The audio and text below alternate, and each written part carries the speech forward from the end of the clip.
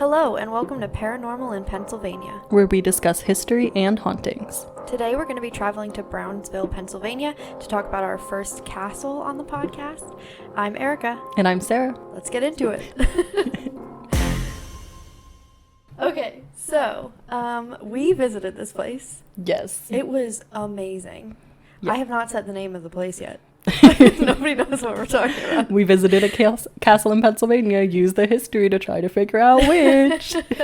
So we visited Nemacolin Castle, and it was a really cool place to go. Yeah, it's not linked to the resort for people that are asking.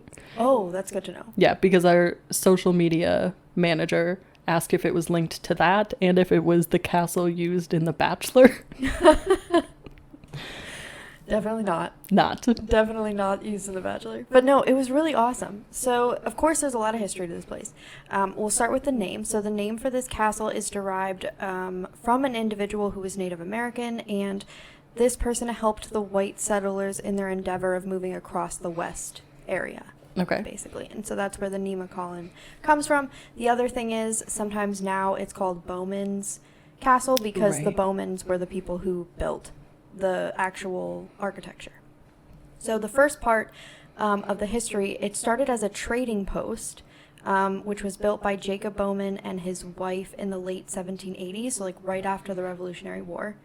And they built the trading post plus the one room on top and added that broad hallway that we saw. Right.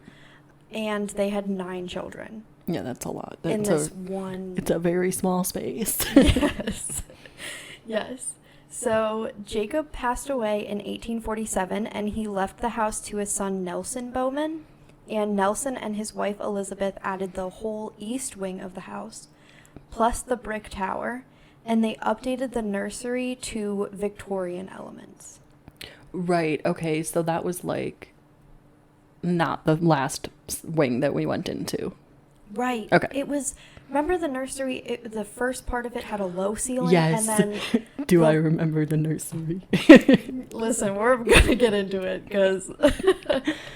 So that's their portion of the house. And when Nelson passed in 1892, he left the house to their son Charles Bowman, and Charles Bowman was married to Leela. Yes. I remember that name. Yes. So Charles passed away. I couldn't find the year, but I think this was the person that when we visited, we were told he had fallen in downtown Pittsburgh and passed away, and because he had succumbed to the injuries from that. Yeah. So Leela was left in the house after his passing, and she updated the kitchen. Which, right. Okay. Oh, that was, I think, the coolest part for me. Yeah. I will say to anyone listening, if you are traveling to the Pittsburgh area, this is worth the drive. It's $20 cash only. But it's $20 to get in. But the tour was like 2 hours long? Yes. There was so much history on it. And just the items they have there are incredible. Yes. Yeah. They have an original desk from 1780. Right. The book. Oh my gosh. Yeah. Yes. The book where Jacob actually wrote. Yeah. It was crazy. Yeah, it was really cool. Yes, and the kitchen, so it was interesting because the kitchen was right next to the trading post area. So you're in a 1780s trading post that has not been touched, and you walk into the kitchen, and it's a 1940s kitchen. Yeah, it was really cool. Yeah, it felt like we were on a movie set. Yeah, it did. It was really cool. So then when Leela passed, she left it in the hands of the Brownsville Historical Society, and that's who runs the museum today. And they do a great job. Yes. Our docent was so knowledgeable. Yeah. I can't remember her name right now, but I wish that I had written it down. But yeah, she was amazing. Great. So we'll get into the hauntings. And there are actually a lot of things that people kind of experience in general around the house, not tied to any specific ghost. So people will feel cold spots. They'll hear unexplainable sounds. They'll see movement out of the corner of their eye or catch orbs on film that they'll see later. A lot of people actually report smelling cologne and perfume that can't be explained, which is interesting. People hear footsteps when there's no one else present. They feel kind of like the hairs on their neck stand up, that eerie feeling. And then finally, which we've seen a lot, lights will turn on and off by themselves, or doors will open and close by themselves. One investigation group actually stated when they were heading into the basement, the door like slammed shut behind them.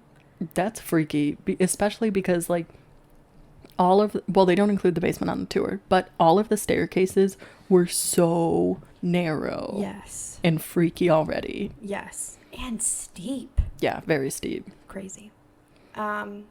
Something else interesting I found in my research, and this is again just a general thing. Mm-hmm. When we were visiting outside of the gift shop, there was a well with water still in it mm-hmm. from its original time of use, which is already interesting. But one source that I was reading suggested that apparently there have been deaths that occurred inside of the well, and they implied that it was not by accident. Oh my gosh. So this well was so interesting to me because it predates, right? Didn't she say it was from the British when they were there? So it's like super old, and they said that they had a crew go down there and it's still perfectly intact, which blows my mind. Yes. And the fact that there was water in it. But that is crazy. Yeah. I mean, it sounds like these people, not only were they super rich, but very powerful because they ran the trading post. Yes. Yeah, and they had all of those paths going up from the town to their castle. Yeah. It was really crazy. Oh my God, so they're throwing people in the well. I know! It's like they didn't pay for their goods, and so into the well you go. Man. But, so when that group used EMF readers and conducted EVP sessions, they received some sounds, but they said that it was sort of indistinguishable, and looking at it through like a skeptic's lens, it might just have been people shifting around, like their own group kind of moving and things like that. So there are 10 specific ghosts that have reportedly been seen in the castle, and sometimes they'll show themselves.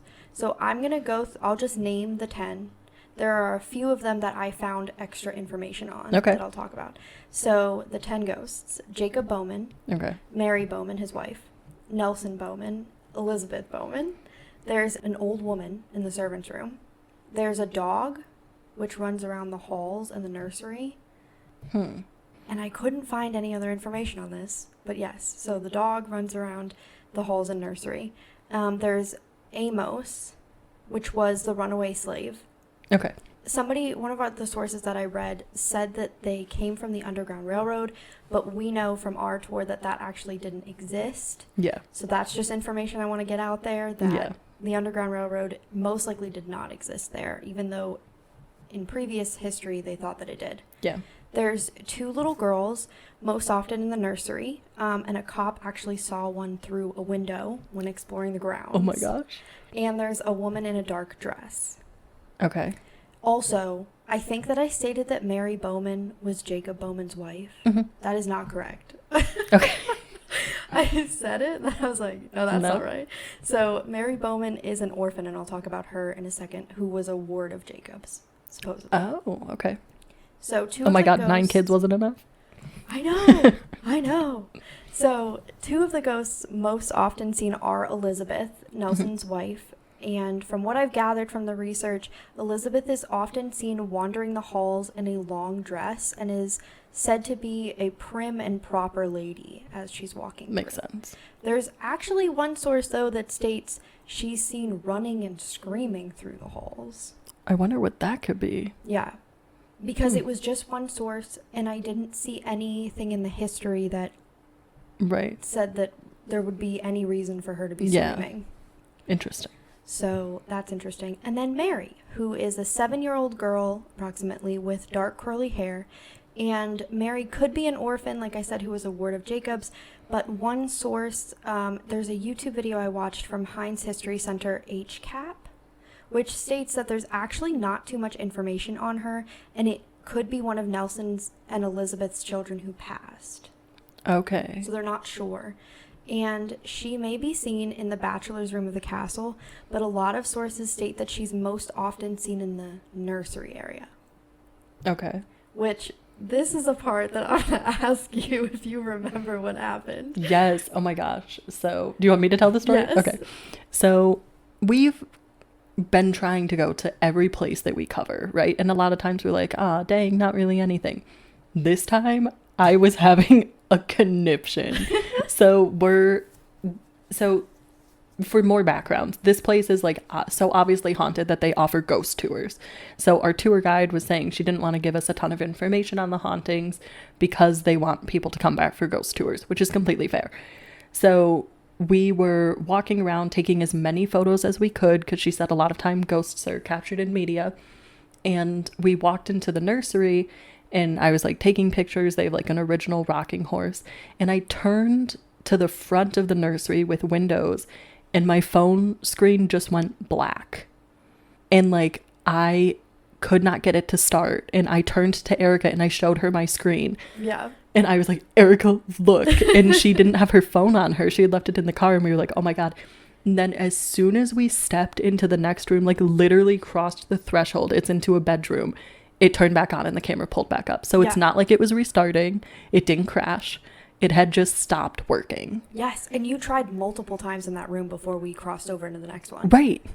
And it's so crazy. And then the woman, the tour guide, later when we're wrapping up the tour. Can I tell a story about the ghosts? Oh, okay. Yeah, absolutely. We were explaining to her that we were there for the paranormal podcast and, you know, can she tell us anything more? And she was saying that that's one of the most active rooms. Yeah. Specifically, there's a ghost in there that likes to play with hair, which I thought was interesting. She said that there was a group of girls that went on a tour there. They went to take a picture and the girl's ponytail was like standing straight up as if someone was holding it in that room. Just crazy. It is crazy to capture evidence of it. And I wish that my phone didn't stop working and we could have caught a ghost on film. But it was just crazy that it stopped working and literally crossing the threshold, it started immediately working again. Yes. I mean, it was just insane. And that was like the biggest paranormal thing we've had so far. Another ghost is seen in a separate part of the house, in the servants' quarters. And this is the mysterious old woman, and she's found usually in an old-fashioned purple dress. And then one source that I read said that it's possible that she's passed actually from respiratory distress because some people, if they come in contact with her, actually have trouble breathing. Interesting. Yeah. I don't know if we've seen that with that. Oh, we did at Fort Mifflin, the like head from the guy that got his head shot off. But other than that, I don't think we've seen ghosts like transferring their cause of death to people. No. So that's interesting. Yeah. And then the last ghost that I found some information on, in the 10 ghosts, I named it as the woman in the dark dress, but she was never identified in that source that I found that named all the 10 ghosts.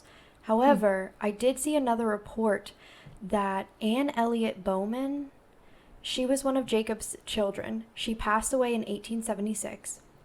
She was buried in a local churchyard, but her spirit is said to still roam the castle. And there was one night where a director was walking his dog around the grounds, and when looking up to a window, he saw a young woman in her mid-20s with dark hair glancing back at him. So he thought it was a real person. Right. And this was around the holiday. And remember they told us that they close up everything for the holiday. Yes. Before they open it back up. So he was like, no one should be in the building. So he went around, called another director. There were no cars in the parking lot. And also there was a super recent snowfall and there were no footprints up to the door. Oh my gosh. And so a couple weeks later, in January, he's cleaning the castle after kind of like the holiday rush.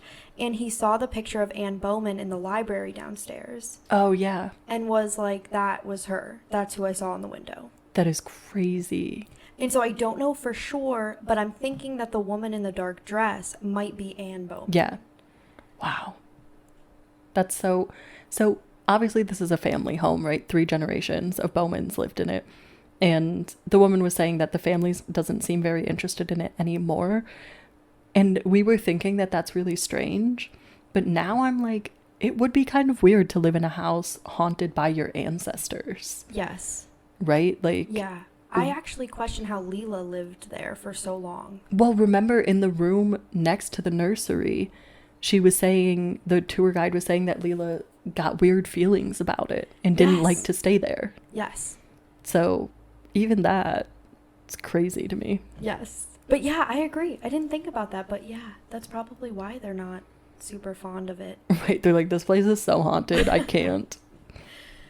So one source I found said that it's been said by some that the castle may serve as a portal to the spiritual world from the physical. However, many accounts have been made regarding the hauntings, and it actually just seems as though it's the same spirits. Yeah.